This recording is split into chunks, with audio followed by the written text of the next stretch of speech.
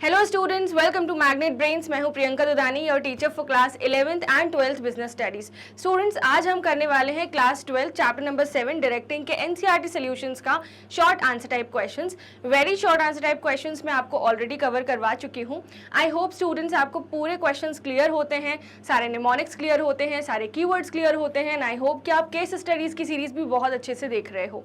And students, one more important thing, जब भी हम कोई आंसर फ्रेमिंग करें तो ये बात ध्यान रखना कि आंसर फ्रेमिंग कुछ इस प्रकार से होनी चाहिए कि उसमें कीवर्ड्स, बुलेट पॉइंट्स, की लाइंस एंड की नोट्स सब कुछ इंक्लूडेड हो एंड आप कोई भी इंपॉर्टेंट वर्ड्स ना भूलें, नहीं तो आपका आंसर हो जाएगा एकदम जनरल। ठीक है, सो आंसर सेशंस में मैं हमेशा आपको ये पॉइंट्स बताती हूँ कि it should be very very beneficial for you. If you are attending this session then you must know the art of answer writing.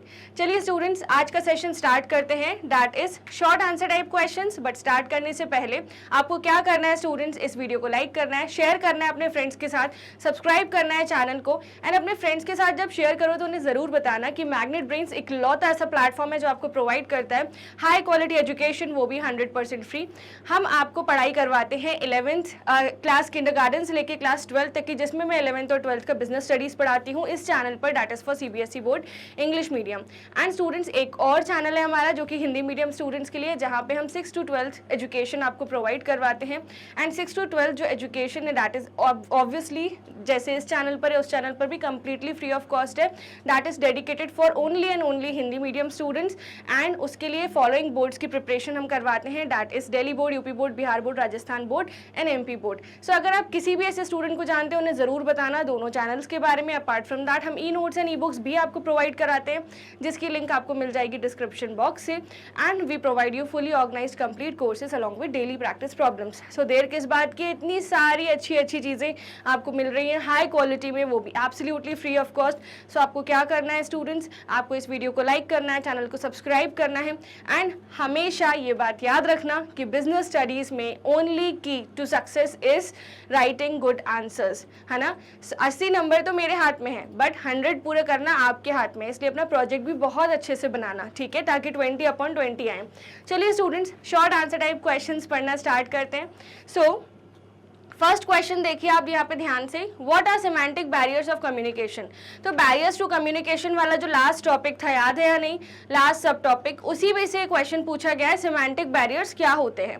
ठीक है, so semantic barriers is a branch of linguistic that studies the meaning of word sentences. Semantic barriers are problems or impediments in the process of encoding and decoding messages into words or impressions. Typically such barriers arise as a result of the use of incorrect words, erroneous translations or differing interpretations. Some of the causes of cementing barriers are badly expressed messages, फिर symbols with different meanings, technical jargon, faulty translations, unclarified assumptions and body language and gesture decoding। ठीक है students, तो ये 7 points हैं जो आपको ध्यान रखना है सिमेंटिक बैरियर्स के। तो हमें पता है सिमेंटिक बैरियर्स क्या होते हैं, जब हमने अच्छे से चीज़ें कम्युनिकेट नहीं की हो, गलत शब्दों का इस्तेमाल किया हो, कम्युनिकेशन प्रॉपर नहीं हो पाया, हमारी बॉडी लैंग्वेज जो है वो कुछ और कह रही है और हम बोल कुछ और रहे हैं, तो ये क्या होते हैं, ये सिमेंटिक बैरियर्स होते हैं। आप सबको पता है, ठीक है, एंड सारे तरह के बैरियर्स आपसे आप अवेयर हैं। But when it comes to answer writing आपको थोड़ा सा अवेयर रहना पड़ेगा कि कौन कौन से कीवर्ड्स हम यूज कर रहे हैं। सो स्टूडेंट्स, स्टार्ट ही हम आंसर ऐसे करेंगे कि हमें शुरुआत से ही ये बात ध्यान रखनी है कि हमारे बुलेट पॉइंट क्या है। बुलेट पॉइंट क्या है, बुलेट पॉइंट है सिमेंटिक्स। ठीक है, पर्टिकुलर डेफिनेशन में बुलेट पॉइंट है सिमेंटिक्स। क्या होता है, सिमेंटिक्स एक ब्रांच ऑफ लिंग्विस्टिक है that studies meaning of words and sentences. So semantics एक लिंग्विस्टिक्स की एक ब्रांच है जिसमें हम शब्दों का और सेंटेंसेस को सीखते हैं बनाना। ठीक है, नाउ सिमेंटिक बैरियर क्या होता है, सिमेंटिक बैरियर प्रॉब्लम्स होती हैं। Semantic barriers are problems and impediments in the process of encoding and decoding messages into words and impressions. ये है आपकी की लाइन। अगर आपने ऐसा लिखा कि semantic barriers is a barrier to communication where words are badly expressed and there is difficulty in encoding decoding, तो ये आंसर हो जाएगा जनरल। बट अगर आप ये वर्ड्स यूज करते हो, semantic barriers are problems and impediments in the process of encoding and decoding messages into words and impressions, ये थोड़ा हाई क्वालिटी का बन जाता है। ठीक है, आंसर ये आपका एकदम एक्स्ट्रॉर्डिनरी लगेगा इससे। ठीक है, तो हमारे जो वर्ड्स हैं लर्न करने के, वो क्या हैं? Semantic barriers are problems in the process of encoding and decoding messages, ठीक है। प्रॉब्लम्स के साथ वो क्या है? इम्पेडिमेंट्स हैं, ठीक है स्टूडेंट्स। नाउ टिपिकली सच बैरियर्स अराइज, अब ये बैरियर्स कैसे अराइज होते हैं वो समझाना पड़ेगा और फिर हम उसके टाइप्स बताएंगे। तो बैरियर्स कैसे अराइज होते हैं? Result of use of incorrect words. First क्या है students? Use of incorrect words.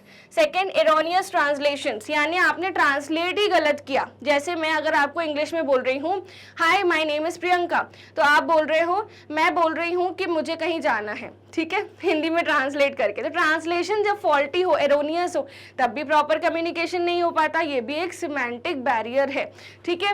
Now differing interpretations, अब आपने देखा होगा there is something called as interpretation. हमने कोई सेंटेंस पढ़ा एंड सामने वाले को वो समझ में नहीं आता है, ठीक है, तो आप उसके लिए वो सेंटेंस को इंटरप्रेट करते हो।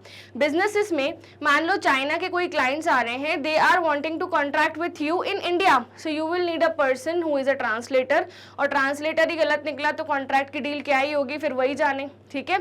सो ट्रांसलेशन अगर डिफरिंग होते हैं, है ना, सो इंटरप्रिटेशन अगर डिफरिंग होते हैं या ट्रांसलेशन गलत होते हैं तो भी सेमेंटिक बैरियर आ जाता है, ठीक है। सो हमने क्या देखा स्टूडेंट्स? स्टार्ट कैसे हुआ कि सेमेंटिक्स क्या होता है, फिर क्या हुआ सिमेंटिक बैरियर क्या होते हैं, फिर किस तरह की चीजों से सिमेंटिक बैरियर अराइज होते हैं, ठीक है। सो हमने क्या देखा था? Semantics is a linguistics where sentences and words are studied. Semantic barrier क्या है? Problems and impediments in communication process where encoding and decoding of messages is done via words and impressions, है ना। फिर उसके बाद टिपिकली ये जो barriers हैं वो कैसे होते हैं? Use of incorrect words, translations faulty हो या फिर डिफरिंग इंटरप्रिटेशंस हो। अब कुछ तरह के सिमेंटिक बैरियर्स होते हैं, सम ऑफ द कॉजेस आर, है ना, क्या क्या कॉजेस हैं सिमेंटिक बैरियर्स के? फर्स्ट, बैडली एक्सप्रेस्ड मैसेजेस, अगर आपने मैसेज को अच्छे से एक्सप्रेस नहीं किया, फर्स्ट वही होगा, द इंफॉर्मेशन में not be clearly expressed at times due to lack of vocab और incorrect word usage, ना vocabulary आती है ना सही से शब्दों का यूज हो रहा है, तो इसलिए जो इन्फॉर्मेशन है वो क्लियरली एक्सप्रेस नहीं हो पा रही, इसलिए सिमेंटिक बैरियर आ जाता है। First cause is badly expressed message. Okay students, now next if we study symbols with different meanings. अब हर सिंबल का अलग अलग मीनिंग होता है, अगर सिंबल का मतलब ही नहीं पता तो फिर बैरियर लग जाएगा। So a word may have more than one meaning at times or two or more words may have the same pronunciation such as idle and idol, ठीक है, दोनों सेम लग रहा है, आइडल मतलब खाली और आइडल मतलब एग्जाम्पल, ठीक है। नाउ एग्जाम्पल टू दैट, ये तो मेरे आइडल हैं, ठीक है, मेरे को इनके जैसा बनना है, ठीक है। अब आप बोलोगे मैम इंडियन आइडल वाला भी, यस, आइडल उसका मतलब होता है, और दूसरा आइडल क्या है? खाली बैठना। Okay, now correct interpretation of the word remains ambiguous in such cases. तो symbols with different meanings, so कई बार सिंबल्स वर्ड्स के डिफरेंट डिफरेंट मीनिंग्स होते हैं। Okay, now red is for danger, red is to stop, दोनों symbols जो हैं वो डिफरेंट मीनिंग के लिए होते हैं। और इसके अलावा आइडल, आइडल तो मैंने आपको बता दिया, और भी बहुत सारे होते हैं, ठीक है। सो आपको पता है ये सब हम पढ़ते हैं ग्रामर में, ठीक है। अब technical jargon, when giving instructions the senior और specialist may use technical terminology that the subordinates may find difficult to understand. जब मैंने ऑफिस ज्वाइन किया था सब लोग बोलते थे I want it by EOD, Priyanka will you be able to do it, तो मैं बोलती थी सबसे पहले तो मुझे ये बताइए कि ईओडी क्या होता है। ईओडी मतलब होता है एंड ऑफ द डे, ठीक है। एंड अब आजकल ये जो जेनजीज है वो क्या चला रहे हैं? IYK, if you know you know, ठीक है। तो आपको भी ऐसे जार्गन्स पता है तो मुझे बताइए कमेंट बॉक्स में। So when giving the instructions the senior or the specialist may use technical terminology that the subordinates may find difficult to understand such as the meaning of drawings for commerce students and some other person is different. जैसे अगर कोई commerce student को बोलोगे drawings, partner ने drawings की हैं, तो वो क्या बोलेगा? अच्छा मैम पार्टनर्स ने पैसे विड्रॉ किए फर्म से, मतलब पार्टनर को पैसों की जरूरत थी पर्सनल यूज के लिए, उसने फर्म से पैसे उधार लिए, चलो अब तो इंटरेस्ट ऑन ड्राइंग्स चार्ज होगा। बट वहीं आप अपने घर में कोई नॉन कॉमर्स स्टूडेंट से बोलो पार्टनर मेड ड्राइंग्स, तो बोलेगा अच्छा चित्र बना रहे हैं, वो ड्राइंग कर रहे हैं, ठीक है। तो हर व्यक्ति के लिए हर चीजों का मतलब अलग होता है, ठीक है। तो ये हो गए टेक्निकल जार्गन्स, जैसा मैंने क्लास में आपको बताया था। नाउ फॉल्टी ट्रांसलेशंस, गलत ट्रांसलेशन कर लिया, जैसे आई एम ट्रांसलेटिंग समथिंग, जैसे मेरी एक फ्रेंड है, ठीक है, शी इज साउथ इंडियन, उसको हिंदी नहीं आती, शी नोज इंग्लिश, ठीक है। She is tell me what how to say you are so beautiful, how to say you are so beautiful in Hindi. तो मैंने बोला कि ब्यूटिफुल का मतलब होता है कि आप गधे हो, ठीक है, फॉल्टी ट्रांसलेशन, ठीक है। सो अगर ऐसा कई बार आप मजाक मस्ती में करते हो, यस और नो, तो आप बताओ ऐसा आपने कभी किया है, do let me know in the comment box. तो फॉल्टी ट्रांसलेशंस भी होते हैं, क्या आपको आते करते आप गलत करते हो या फिर नहीं आते तो गलत करते हो, ठीक है। So in some cases proficiency of the language varies between workers and managers. In such cases translation of the information into language that the workers can understand is required. However some words or sentences may be misinterpreted during the translation process. For example, meaning of certain words may change in a translation of an instruction from English to Hindi. ठीक है।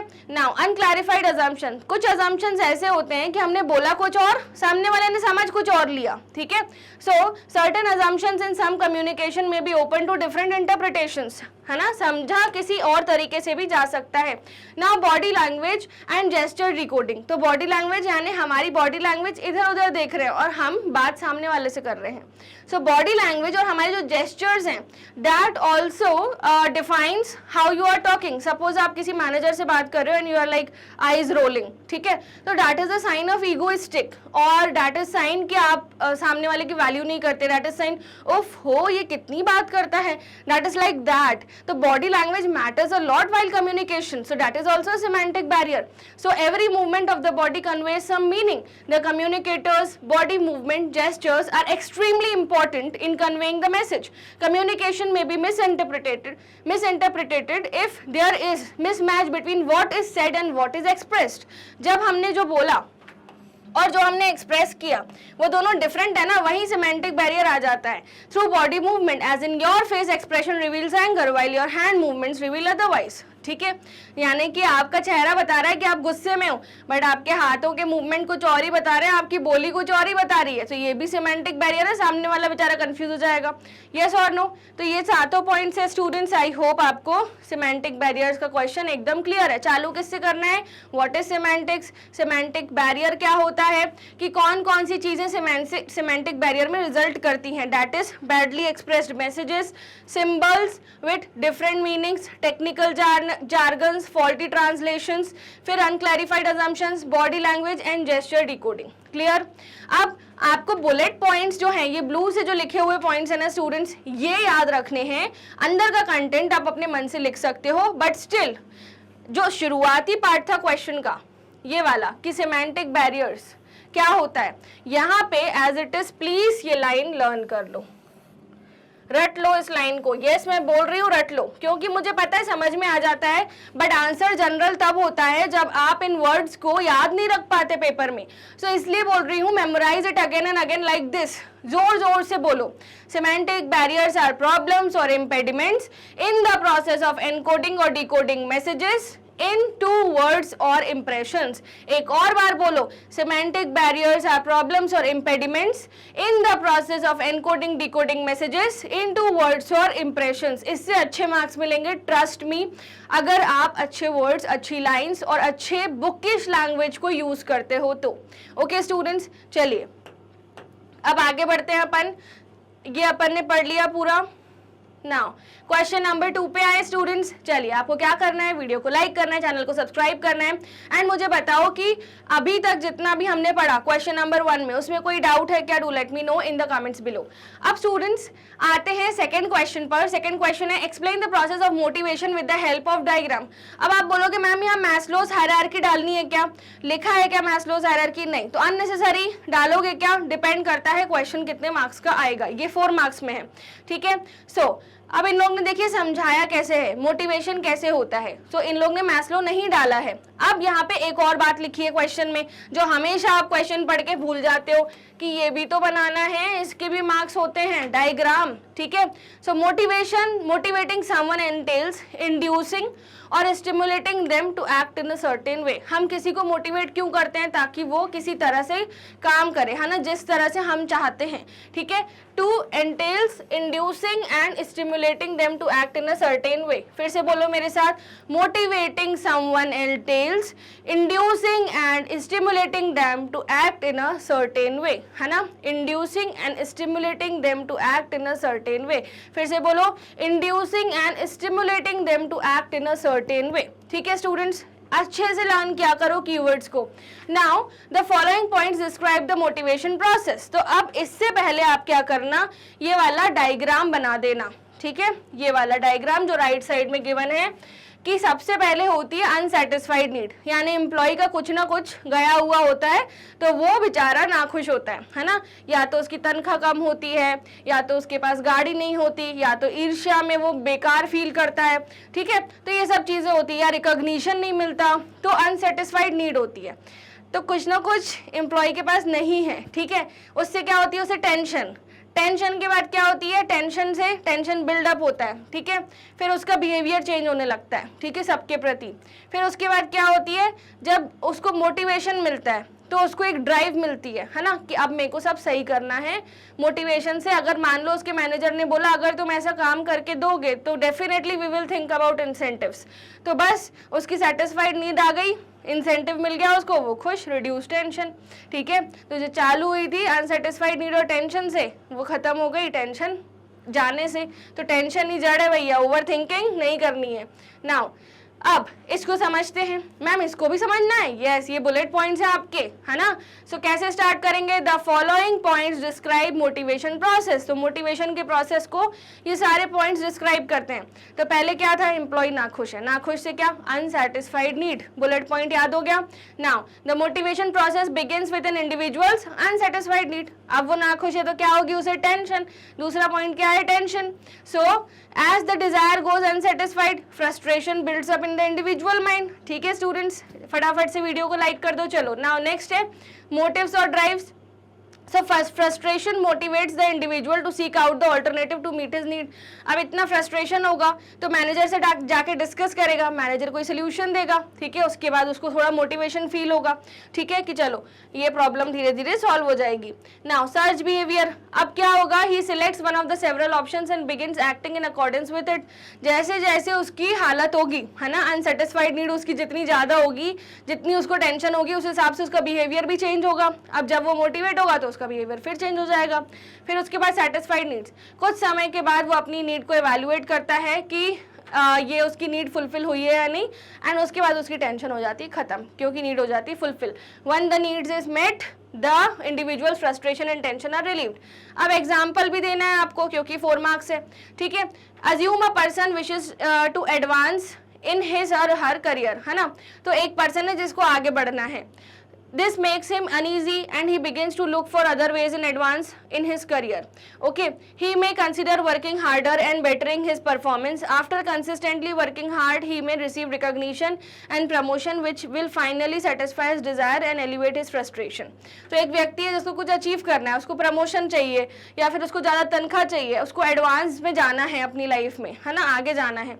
तो पहले तो उसकी problem build हो गई कि मैं कहाँ हूँ, क्वेश्चन करने लगा अपने आप को, सेल्फ डाउट होने लगा। उसके बाद उसने काम किया, हार्डवर्क किया, ठीक है, मोटिव सेट किया, उसने अपना बिहेवियर ठीक किया, उसकी नीड सेटिस्फाई हो गई, प्रमोशन भी हो गया एंड टेंशन रिड्यूस हो गई, ठीक है। इस तरीके से आप इसको एक्सप्लेन कर सकते हो, कोई भी एग्जाम्पल ले लेना अपने मन से बनाया हुआ। फिर उसके बाद process of motivation explains by the following diagram. Diagram जो उन्होंने बोला था बनाने को, जो आप पहले ही बना चुके हो, तो आपको फुल मार्क्स मिलेंगे। ओके स्टूडेंट्स, ये हो गया अपना क्वेश्चन नंबर 2 समाप्त। अब आते हैं क्वेश्चन नंबर 3 पर। अब यहाँ पे आ जाएगा वही कम्युनिकेशन डायग्राम्स, है ना। So state the different networks of grapevine communication. Grapevine मतलब गुच्छा, जिसमें कोई भी कभी भी किसी से भी बात कर लेता है, ठीक है। सो ग्रेप वाइन कम्युनिकेशन क्या होता है पहले वो समझाना पड़ेगा, क्योंकि शॉर्ट आंसर टाइप क्वेश्चन है, वेरी शॉर्ट नहीं है कि डायरेक्ट स्टार्ट कर दो आंसर से, है ना। तो पहले वो समझाओ। Grapevine communication also known as informal communication, ठीक है, is a communication that develops as a result of social interaction among employees and spreads without following the formal communication path, है ना। तो ये कम्युनिकेशन कैसा है, जो क्या किससे रिजल्ट हुआ है, यानी किससे बना है, सोशल इंटरेक्शन से, लोगों ने आपस में बातें की हैं, इनफॉर्मल रिलेशंस बनाए हैं, तो फिर क्या हो गया है, सोशल इंटरेक्शन हो गई है, जिससे ये ग्रेप वाइन कम्युनिकेशन बिल्ड हुआ है, ठीक है, among the employees and spreads without following the formal communication. Scalar chain बिना फॉलो करते हुए भी वो क्या हो रहा है, फैल रही है बातें। सो अब बहुत सारे टाइप्स हैं, डिफरेंट नेटवर्क्स आपको बताने। फर्स्ट है सिंगल स्ट्रैंड नेटवर्क। कैसा दिखता था ये, डायग्राम भी बना सकते हो, ठीक है।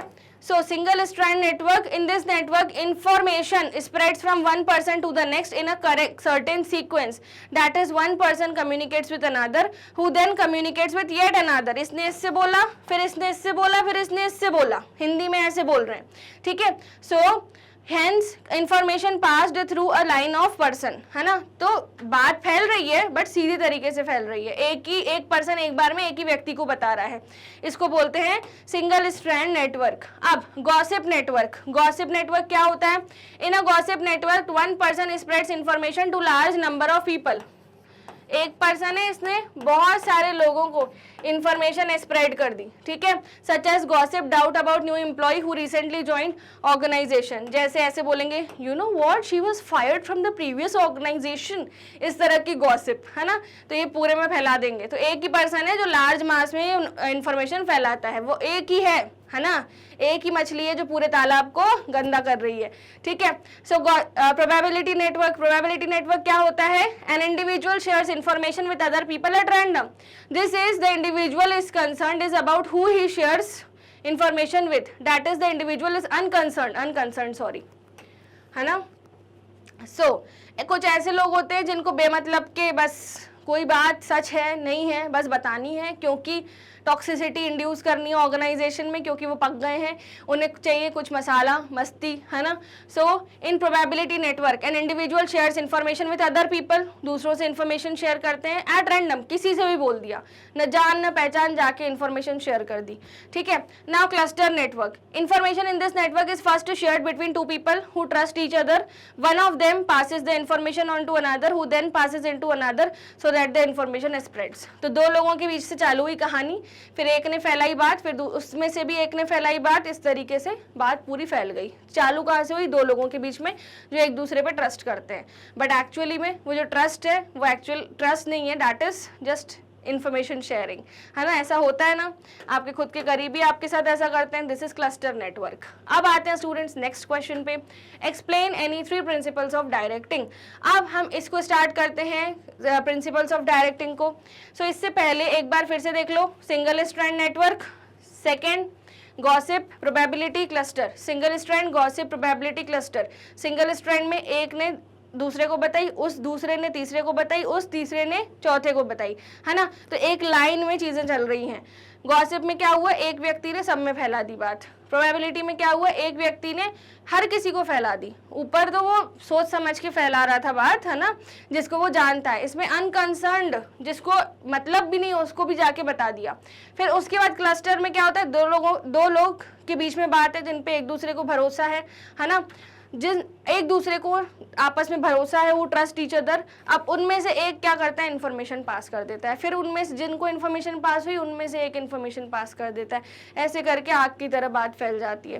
तो है सब गुच्छे ही, है सब ग्रेप वाइन ही, बट इनफॉर्मल तरीके से काम हो रहा है. कोई स्केलर चेन फॉलो नहीं कर रहा है, ठीक है. Now explain any 3 principles of directing. 3 principles of directing क्या है? Maximum individual contribution, second appropriateness of direction technique, third managerial communication. Managerial communication. अब students explain any 3 principles of directing. अब management is a function of directing is quite complex, है ना. management function of directing. अब देखो कितने function होते हैं management के? 5. Planning, organizing, staffing, directing, controlling. चौथा होता है डायरेक्टिंग, है ना.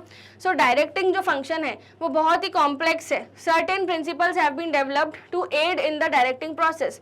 Principles of directing are as follows. First आएगा मैक्सिमम इंडिविजुअल कॉन्ट्रीब्यूशन. अब a manager should use directing techniques that encourage employees to perform to the best of their abilities, है ना.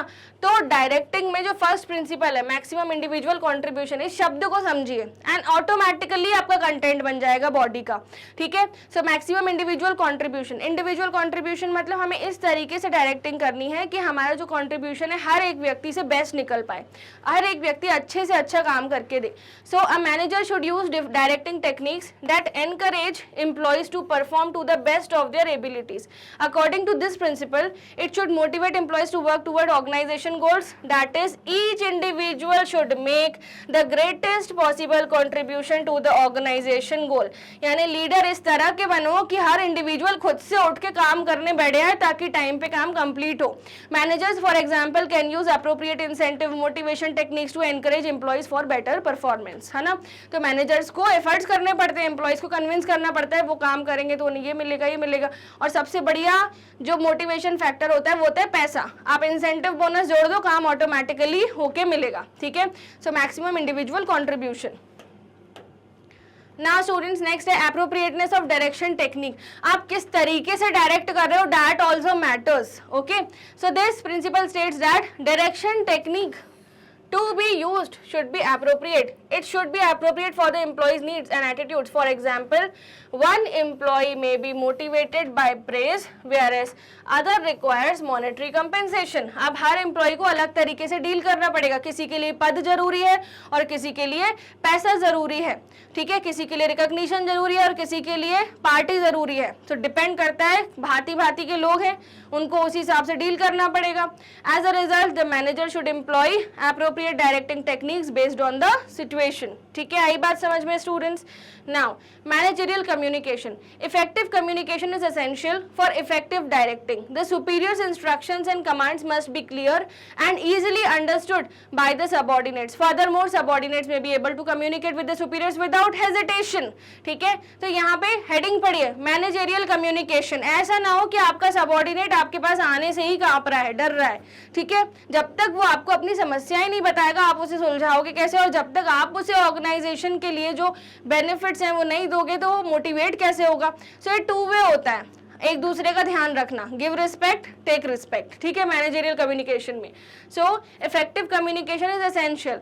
Superiors instructions and commands must be clear and easily understood by the subordinate. Furthermore, subordinate must be able to communicate with the superiors. वो अपने opinions express करें और ये communication to way होना चाहिए between superior and the subordinate. आई बात समझ में स्टूडेंट्स. तो 3 पॉइंट्स क्या थे देखिए फिर से. Maximum individual contribution, appropriateness of direction and managerial communication. Maximum individual contribution, appropriate direction and managerial communication. Bullet point नहीं भूलना है.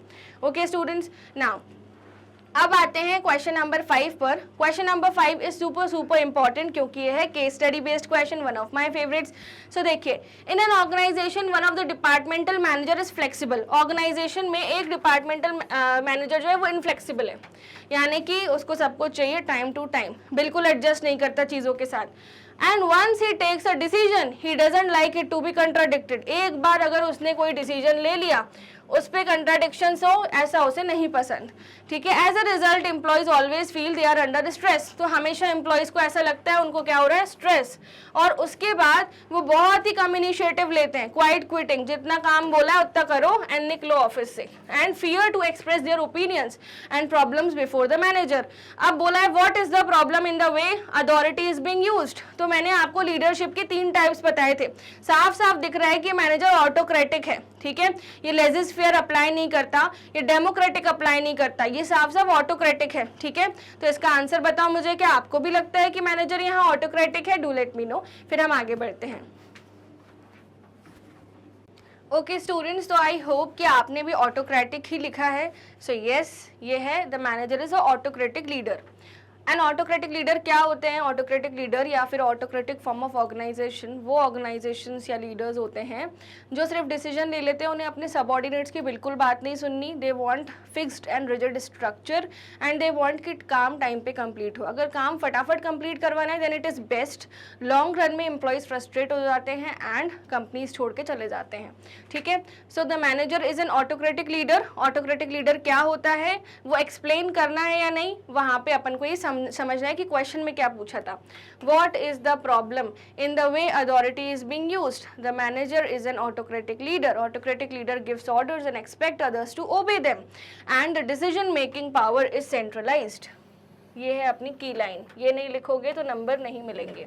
Due to the inflexibility of the leader employees feel demotivated, discouraged due to leaders' unwillingness to take their suggestions, and productivity is also impacted due to the demotivated employees. यानी कि अगर employees को आप demotivated रखोगे, आप उन्हें सिर्फ instruction pass करते जाओगे, उनकी कोई बात नहीं सुनोगे, they will come and they will complete the project, but a day will come when they will feel frustrated in this form of organization. इसलिए best organization होती है कि आप खुद भी decisions लो and employees की भी बात सुनो. laissez-faire भी इतना freedom भी पॉसिबल नहीं होता, एंड बेस्ट होता है कि लेजिस्फेयर वैसे तो एम्प्लॉयज के पर्सपेक्टिव से एंड बेनिफिट के पर्सपेक्टिव से डेमोक्रेटिक बेस्ट होता है, ऑटोक्रेटिक इज नेवर बेस्ट. ठीक है, नाउ ये बात समझ आ गई आपको. To solve this issue manager needs to be a little flexible and foster positive communication with employees as well as welcome suggestions from them. यानी कि सजेशन क्या है इनके लिए कि इन्हें ऑटोक्रेटिक से हट के डेमोक्रेटिक लीडर बन जाना चाहिए. ठीक है, जिसमें सबकी सुनी भी जाए. अब आते हैं क्वेश्चन नंबर 6 पर. क्वेश्चन नंबर 6 है अ reputed hostel Gyan Pradhan provides medical aid and free education to children of its employees. है ना, सो एक हॉस्टल है, ठीक है, वो क्या प्रोवाइड करते हैं, medical aid and free education उनके एम्प्लॉयज के बच्चों को. ठीक है, which incentive is being highlighted here. कौन सा इंसेंटिव यहाँ हाईलाइटेड है. State its category, name any 2 more incentive of the same category. तो टाइप्स ऑफ इंसेंटिव पढ़ा था अपन ने. So Gyan Pradhan has provided his employees with perquisites and fringe benefits. तो ये क्या है, पर्क्स है, पर्क्स ऑफ द एम्प्लॉयमेंट. ठीक है, such as free education of children, medical aid. अब ये कौन से इंसेंटिव में आते हैं, फाइनेंशियल इंसेंटिव्स में आते हैं. ठीक है, फर्स्ट आता है इसमें बोनस, और दूसरे फाइनेंशियल इंसेंटिव पूछे हैं आपसे क्वेश्चन में 2 और. तो फर्स्ट आता है बोनस. बोनस क्या होता है, जब आपको तनख्वाह के ऊपर कुछ मिले, है ना, फ्री ऑफ कॉस्ट, बिना काम के तनख्वाह के ऊपर कुछ मिले, जस्ट कि आपने इतना टाइम ऑर्गेनाइजेशन को सर्व किया है. So an additional reward given in addition to the salary such as gifts, festival bonus and so on. तो ये भी बोनस ही होता है.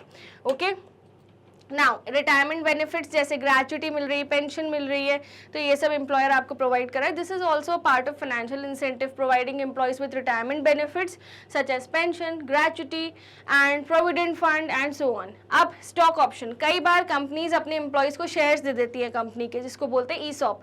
ठीक है, so providing employees with the shares of the company at a lower price than the market price. ठीक है, प्रॉफिट शेयरिंग. अब ये क्या होता है कि कंपनी अपना पोर्शन ऑफ प्रॉफिट, ज्यादा पैसे कमा लें थोड़े बांट दो, है ना. So it is a practice of sharing a portion of companies profits with its employees, ताकि एम्प्लॉयज हमेशा खुश रहें, आपकी कंपनी में बने रहें. सो स्टूडेंट्स, आई होप से 6 के 6 क्वेश्चंस आपको एकदम क्लियर हुए, शॉर्ट आंसर टाइप क्वेश्चंस के. मिलते हैं नेक्स्ट वीडियो में लॉन्ग आंसर टाइप क्वेश्चन में. आपको क्या करना है स्टूडेंट्स, इस वीडियो को लाइक करना है, चैनल को सब्सक्राइब करना है, अपने फ्रेंड्स के साथ शेयर करना है, उन्हें जरूर बताना कि मैग्नेट ब्रेन्स प्रोवाइड करता है हाई क्वालिटी एजुकेशन, वो भी 100% फ्री. आपको मिलते हैं fully organize complete courses, systematic videos, e notes, e books, जिसकी लिंक आपको मिल जाएगी डिस्क्रिप्शन बॉक्स में. एंड फुली ऑर्गेनाइज्ड कोर्स के साथ हम आपको डेली प्रैक्टिस प्रॉब्लम्स भी देते हैं स्टूडेंट्स. एंड आपको क्लासेस प्रोवाइड होती है इंग्लिश मीडियम, यानी इस चैनल पर किंडरगार्टन से लेकर क्लास 12 तक की for CBSE board. And students, एक और चैनल है जिसका नाम है मैग्नेट ब्रेन्स हिंदी मीडियम, जहाँ पे हम आपको क्लासेस प्रोवाइड करते हैं from 6 to 12th for Delhi board, UP board, Bihar board, MP board and Rajasthan board. We also provide you Vedic maths, spoken English and crash course आपको जस्ट बिफोर एग्जाम प्रोवाइड होगा. आई होप आपको इन सब चीज़ों का बहुत अच्छा बेनिफिट होगा. हमारा टारगेट क्या है, 100/100 लेके आना, 100/100 in business studies including your project marks. तो साथ मिलकर लाते हैं. केस स्टडीज के वीडियोस बहुत ध्यान से देखिएगा. Thank you so much. See you in the long answer type questions video super soon.